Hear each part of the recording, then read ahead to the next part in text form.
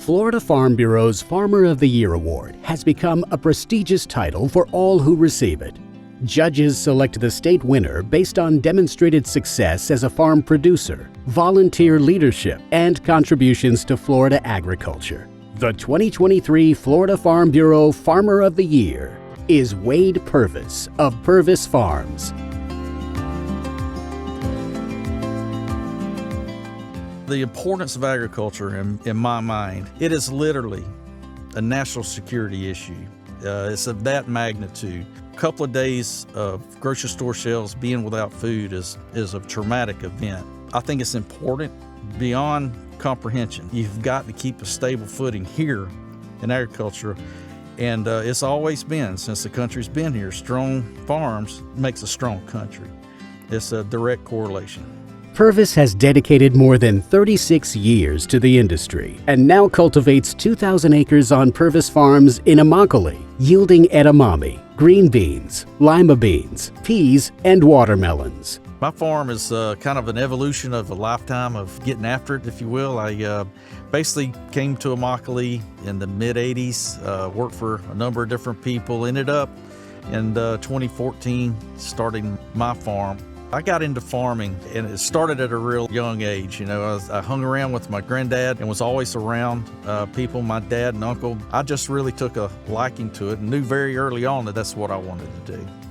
The evolution, if you will, of everything that's taken place to get me to where I'm at now, growing the crops that I'm growing now, is been a process of over the years. I've grown primarily everything that there is to grow down here at different capacities, and I've kind of adapted the policy to, it's better to do a very few things really, really good than try to do a number of things that maybe leave some money on the table here, maybe be some slack action that you just cannot afford with the expense of these crops these days.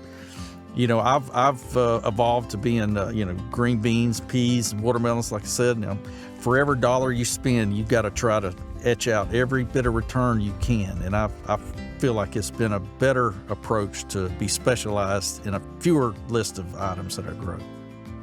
Rather than having 2 or 3 people like myself in town duplicating capital, duplicating tasks, basically we've teamed up to make one capital investment work for 3 farms.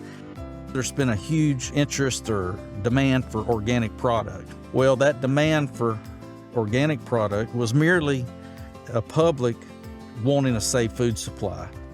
So what that's done is it's pushed a lot of that technology over to the conventional side. We've always had our head on a swivel, trying to adopt anything that'll help us. Being elected Farmer of the Year was humbling, and it is a huge honor, and it's a big responsibility, and I'm not taking it lightly. It is an overwhelming honor. I grew up knowing my dad was the best, and my dad was, the coolest man around, would tell everyone that would give me the time of day how great my dad was and how cool the farm was. But for him to be recognized on this stage and on this platform is truly, it's so humbling. Puts his heart and soul into the farm and everything he does, and just to have that recognition and for us as a family to be able to represent Farm Bureau at some of the events and functions that we get to go to now, and just be that voice of agriculture and the education side of it as well. It's a true blessing and an honor to be able to represent this amazing company and just the agricultural industry in general. I nominated Mr. Purvis for the Florida Farmer of the Year because he has built his business from the ground up. He has worked hard to build something to pass on to his family, and he is passionate about feeding America, growing a safe and abundant food supply for his community, locally, his state, his country. My dad's been doing this for close to 40 years. The biggest thing is how much he cares about what he does and how to take care of the crops, and it's just pride in how he walks around and how much he cares. My advice to somebody that was interested in getting into farming is fully understand what you're doing, because after you're in it for 2 or 3 years, you think you know it, and after you're in it for 5 or 6 years, you realize, man, I don't know nothing. It seems like the the more you do it, the less that you realize you don't know. And so it's interesting that way. Partly because there's no way to know what you don't know, number one. Number two, it's changing.